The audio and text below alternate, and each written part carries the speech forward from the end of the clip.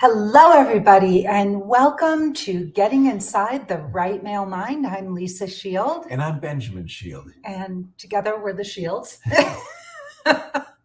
Two shields on a shingle, actually. That's the name of our corporation, right? All right. It is very, very nice to see all of you. And today we're going to talk about something extremely, extremely important: boundaries versus rules. So, babe, why don't you start by telling everybody what a boundary is? Well, a boundary comes from personal values, and a boundary is really at the soul level of what a person needs to feel safe and have trust and safety on the planet, and how they can best be with someone without making their lives more narrow or leaving themselves too vulnerable. Can we start over? Oh, put that down right there. See the red dot? Push it. Okay. All right. We'll just edit that out. So, a boundary is literally letting somebody know, this is where I stop and you start. These are my limits. It's like a country, right? You have a line that just says, here's the dividing line between you and me, right? And it's not good or bad or right or wrong. It's just, this is where these are my limits. These are the circle around me and around you. So what are rules? Well, rules are somewhat arbitrary, and they often come from, not from our soul, but from our head. And where it seems like boundaries would separate people, boundaries can actually be inviting, but rules can be separating. It can divide people and repel people. Right. So a rule is something that's black and white, right or wrong, good or bad. And it's like, this is the way it is, right? So to give an example of a rule or a boundary might be, I don't feel comfortable becoming sexually intimate before we're in a committed relationship. That's just what works for me. So it isn't, a rule would be, it's wrong to have sex outside of a committed relationship or a marriage. So it's where you draw a black and white rule and it becomes divisive, right? Right. And a rule it can be something that seems ordained, like, something that comes from outside of ourselves that we have to follow in order to be right, to be a good person or to be right. And a boundary is more from the soul level of what it is internally that I need to have a successful relationship. So people really struggle with this, especially in dating, but I know, probably in relationships too. It's very, very challenging because I think often when we want to create a boundary, what we often do is we create a rule. We express our boundaries to people, but the way it comes across almost as if it were a rule. And I think very few people understand how to express a boundary to somebody.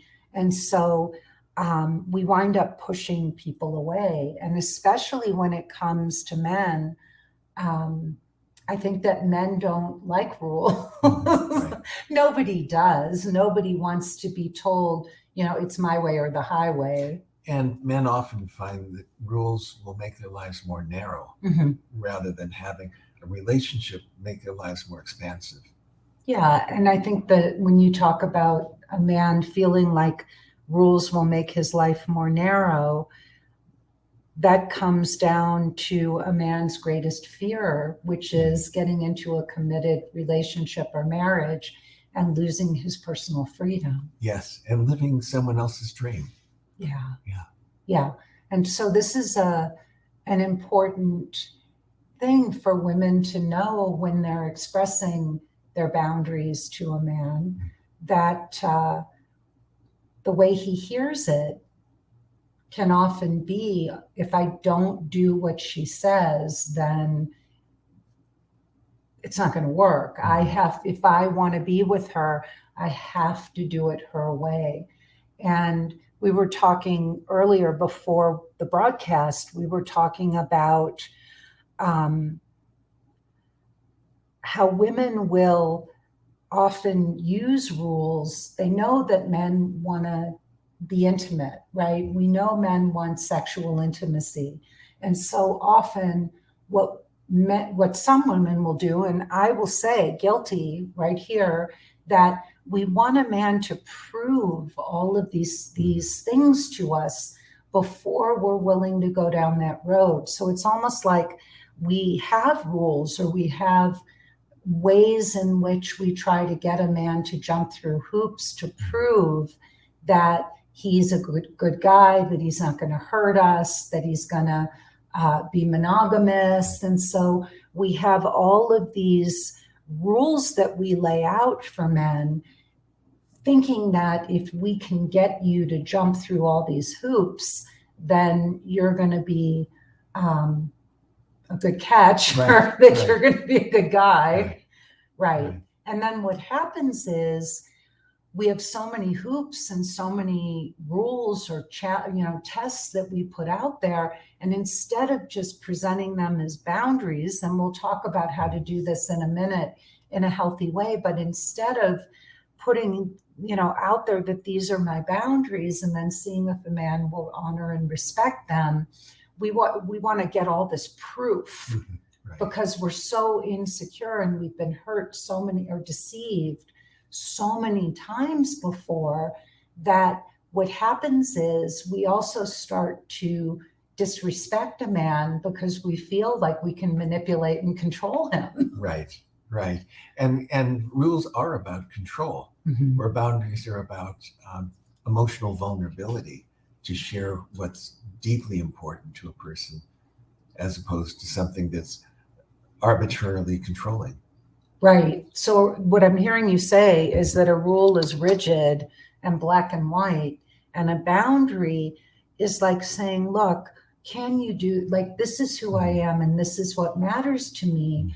Are you willing to respect these limits, my limitations, or as a human being, will you respect these limitations so that we can build something that works for both of us? Right. And I'm not sure that men have the same rely on rules as much as a woman does in the dating world. A man is really trying to prove himself to be a good guy, to make the woman happy.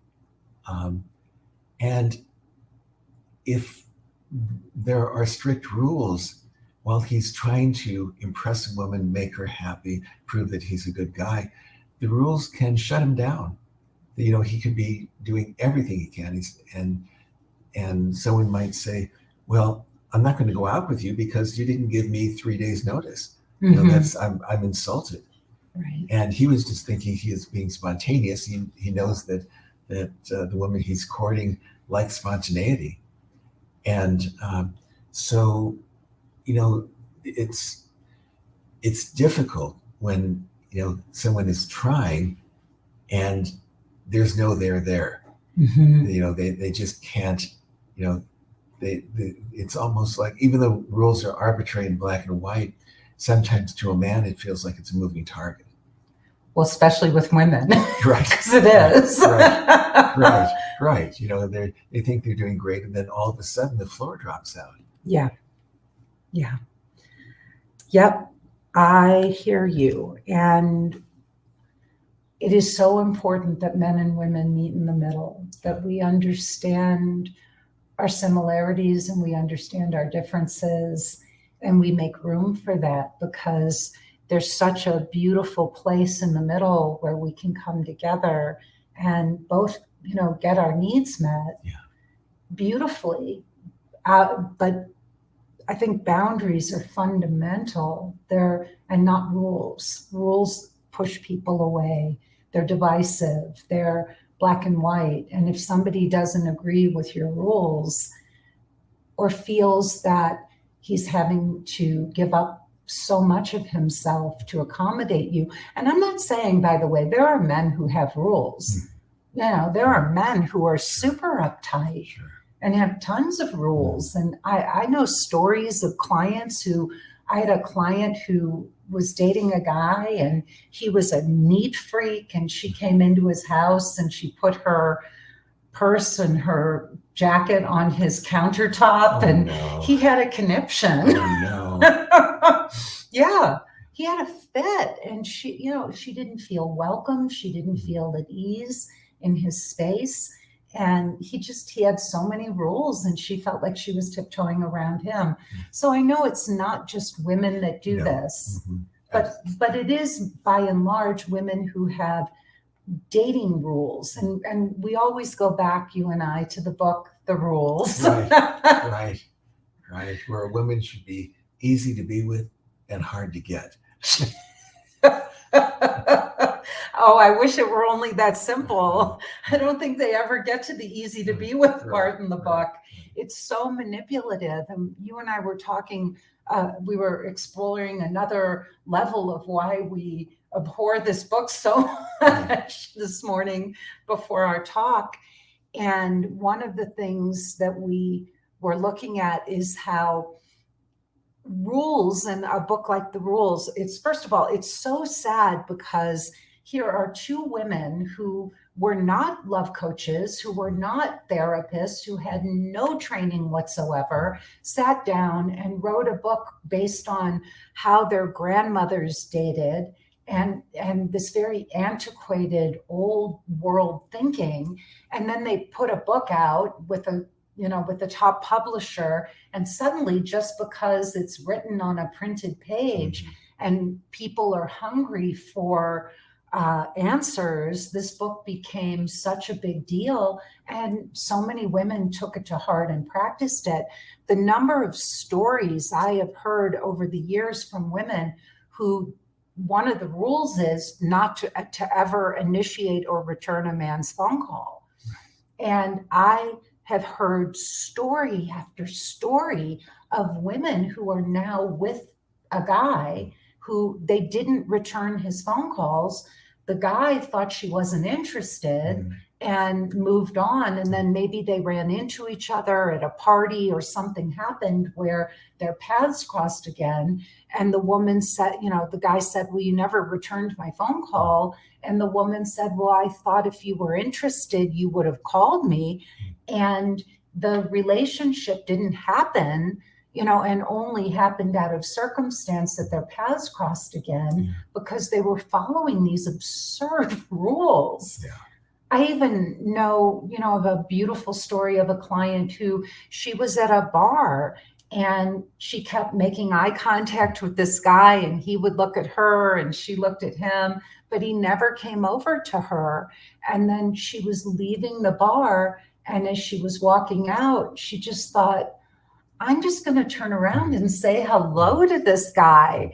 And she went back, and it just turned out that he was super shy. And he wanted to come over to her, and he just was was a little bit more of a respectful, shy man. But it didn't mean that he wasn't interested, but somebody had to make the first move. So these rules are crazy. And what they do is, most rules are, a lot of these dating rules. I'm not talking about a personal, feeling around intimacy or when to have sexual connection or certain personal rules like boundaries.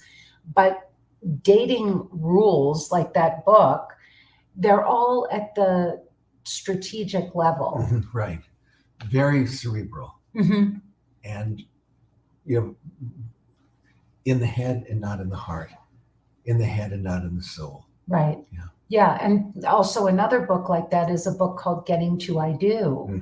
And this is a very popular book The woman, the author, Pat Allen, spoke in Los Angeles weekly for years and years and years. And number one, she's one of the least feminine women I've ever seen in my life. She was a therapist, but her whole theory was getting women to a ring, like like before you could really commit or think that. So women focused on getting a man to give them a ring rather than even finding out if it was really the right guy. And so many of the women I talked to who followed this path wound up with rings from guys that they ultimately, the guys were jerks. They followed her, prescription for getting the ring. But then the guy was such a jerk, they weren't even really interested. And there were rules. There were all these rules and guidelines to follow, and they worked on a personality level. If the guy wanted sex or he wanted to get the woman into bed, he would commit, but then he wasn't really committed. He was committed to getting sex, but not to the woman. Yeah. And I think a quintessential example would be like the cover of a Cosmopolitan magazine, where it would just have article after article of 10 ways to get your man to say, to propose, or, all of these strategic formulas. Right. And what happens is you have all these rules and men will chase you. They'll pursue you. You can get a guy to come after you, but is it really the man you want? And what's missing and why we have a 50% divorce rate is because they're not connecting. The couple isn't connecting at the soul level. It's about getting a guy to pursue you and chase you and follow your rules and commit to you and get a commitment. I mean, I even think, look, it is important to see if a man is willing to commit before you have a sexual relationship, but that's not even a guarantee that two people are meant to be together. Yeah. Our program talks about finding the guardian of your soul. And the guardian of the soul isn't about following rules. It's about seeing the path that soul needs to go on and support it in every way possible, and understanding the boundaries and respecting them, not being oppressed by rules, respecting boundaries but not being repressed by rules. Well, and I even know on the rare occasion I took a certain tone of voice with you, you let me know. I remember once I said something to you about giving the dogs their medication when I was out of town. And you said to me, could you say that to me a little nicer? Because I must have said it like an order instead of a request. And you let me know immediately that wasn't okay, which was a great boundary on your part. Yeah. And I didn't make you wrong. No. I just asked you for my own preference. Yes. Yeah. Yeah. And you didn't say that was nasty, or could you, you said, could you say that a little nicer? I knew that tone of voice wasn't going to work anymore. Yeah. But it's nice in that we can. So how do you express a boundary, honey? How do you do that? Well, it's coming from personal preference. So instead of saying you should do this, or you need to do that, it would be more like, what's important to me and what would make me happy if you could, rather than should. And it's more of an invitation. Yes. One of the things I always encourage with the women that do my program, our program, is I ask them at the end of a request to say, and what are your thoughts on that? So that a man has he has a choice. It's not like you're saying, this is what I want, this is how it has to be, but where you're saying, what are your thoughts on that? Is that something you feel that you could do for me? And so you're getting his buy-in, you're getting his yes or no, or I don't think I can do that, or that's not in my comfort zone. If I wanted you to text me more and I were to say to you, you know what, I love more connection between dates as I'm getting to know a man. Would it be possible for you to text me every other day, or, but at least have a little more contact in between our dates? And then you might say, I'm not much of a texter. Right. And that's much better than saying, you need to text me in the morning and I need a text at night. And so a man feels that he has to check in. Right. It's like punching a clock. One loses a certain amount of heart in the relationship because it's something that, God, if I don't do it, I'm going to be in trouble. Mm-hmm. And that's a lot of what rules are. If I don't do it, I'm going to be in trouble. What boundaries are, if I respect the boundaries, I'm going to make her happy. Mm-hmm. So very different. Yeah, and when it's made as a request, well, something I think very few women really understand about men is that if you say something in the wrong way and you're telling a man what to do, whether or not he wants to do it, he's going to dig in his heels and say no or resist, just because he's not going to have you lecture or talk to him like he's a little boy, or tell him what to do, boss him around. So a lot of men, even if a woman is right, or she's making, or she's telling him something and she's 100% right about it, if she doesn't do it in a way that's respectful, a man will just resist on principle. Thank you. But yeah, so guys will just resist on principle, even if a woman is right. And I think that is one of the hardest things for a woman to understand, because she thinks she's being very reasonable and very, rational about what she's saying. But then a guy is sitting there resisting, not because what she's saying isn't valid, but because of the way she's saying it. Yeah. And I think that with the feminist movement, which has a lot of validity and we completely support, but there's a point where the feminist movement can lose femininity. And the femininity, sometimes the feminist movement can impose rules where the feminine is inviting and draws people in. And I think you can still be a feminist and be feminine. Oh, absolutely. I was just thinking back in the 70s, which is more my time, mm-hmm. where there were rules. And it was hard to feel that one can approach that person.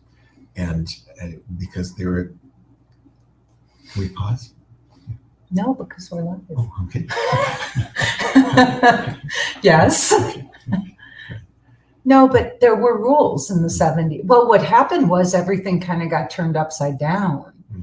We went from, you and I, well, in our generation, we went from our parents being very conservative and everything sort of being, the woman stayed at home, the man went to work, she had children. There were very defined roles. And then suddenly all of that got tossed up in the air, and men didn't know, do I open a door? Don't I open a door? They didn't know which end was up. And everything became, and it was a good thing in a way. And sometimes the pendulum has to swing in one direction. It has to. Agreed. It has to, in order for things to then come back to a new norm, because what was happening in the 50s and early 60s wasn't good either. Right. Absolutely. Absolutely. And the pendulum swinging back the other way again. Mm-hmm. We're going back into a more conservative time. So it's just interesting to see how this all kind of goes back and forth. But yeah, and there were rules. The rules that I think the most important thing to know is that rules are about right and wrong. They're about right and wrong, my way or the highway. And that's where I think we get into very dangerous territory in dating and in relationships. And it's about finding that middle ground. It's about being able to say, look, this is what works for me. This is what my truth is. And can you meet me there? I know with you and I, my goal with you is just to love you and make you feel safe and seen and heard in this relationship. I have so much respect for you. I mean, so much. And my ability to navigate your boundaries really does come from this incredible love and deep respect that I have for you, and this desire to make you feel seen in a way that I know other women haven't made you feel seen. So I wanted to share, yeah. And I feel that. And that's why we've had 20 blissful years. And I don't say that with exaggeration. 20 blissful years. Well, and hopefully we'll have 20 more. At least. At least. I just want to sum up by saying, that the way to do this, and it is so important when you're stating a boundary, is to say, look, this is what I would love. This is what would make me happy, and I'd love to know your thoughts about that. Whether it's about, could you text me more? Could you let me know, a few days before a date that we're still on? Boundaries around sex, boundaries around children or family, or anything around your need for space and time alone or time together. Anytime you're setting a boundary, it's about making a request, making it inviting, and then saying to a man, could you please, would you be willing to? I'd love to know your thoughts. What do you think about this? So that it is not one person saying this is how it is and this is how it has to be, but where there's room for two people to have their own views and their own ideas about something, and then be able to feel seen and heard and come together and meet in the middle. Beautiful. Thank you. All right, everybody. This has been Getting Inside the Right Male Mind. I'm Lisa Shield. And I'm Benjamin Shield. And I'm so grateful to this man for coming on here on Sundays and being willing to share his beautiful self with all of you. It's one of the reasons why I created this podcast, because I feel that he is unique among men. And one of the great gifts that Benjamin gives to my women, to the women in my program, is that he writes the online dating profiles for the women who go through my course. He writes a shorter profile for the dating apps. What he can say in 300 characters is mind-blowing, and he writes longer profiles. In fact, today we got the most beautiful comment. What did the guy say, honey? Is there any way to bring that up? Oh, there was a beautiful, beautiful message from a man who, I wish I could find it. I know it's on my desktop, and I know that my desktop is not in the best shape right now. So it was quite an incredible testimonial from a man who, let me just see if I can bring this up quickly. Bear with me. Here we go. I know it's right here. Oh, there it is. Do you want to read it, babe? Would you? You want me to read it? Please. All right. So this was written by a gentleman to one of the women who did our program, and he wrote, "Hi, I don't know that we'd be a match. Think our worlds are somewhat different, but it's such a rare thing on here to read a thoughtful, well-written, heartfelt profile that I would like to reach out and compliment the author, you, or Benjamin in this case. I wish I had your gift for writing. I'm sure between that and your great pictures, you've got plenty of suitors on this silly site. And one more thing, I've got to find that Why Guys Are the Way They Are book. I've often wondered why I am the way I am. Best of luck to you. Be choosy. There really are some good ones out there amongst us." So that was one of the many phenomenal responses Benjamin's profiles get from the women, or from the men, I'm sorry, that the women in our course share with us. And most of the women who go through the program will say that, or the men will say that they fell in love with these women when they read her profiles. So we make a huge difference. Benjamin makes a huge difference in my clients' lives, and he's really a treasure. So thank you, baby, for coming on here. And I want to also tell you that we do a podcast. We do 2 weekly episodes. There's Lunch with Lisa and Getting Inside the Right Male Mind with my husband, Benjamin. I also have a brand new website. It is absolutely extraordinary. So please, even if you've visited my website before, go to lisashield.com. All over the website, you will see the button to view my free 45-minute presentation. We have an incredible praise page. We have a whole page dedicated just to the profiles that Benjamin has written, where our clients have written to us praising him for the beautiful profiles that he's written. And it's just an incredible website. It took us over a year to put this together. So please check it out, lisashield.com. Watch my free 45-minute presentation. If you like what you hear, please stay to the end, because that's where you can book a call with me or a member of my team to see how we can help you find the guardian of your soul. You can also like my YouTube channel. You can send us your requests for future topics to podcast@lisashield.com.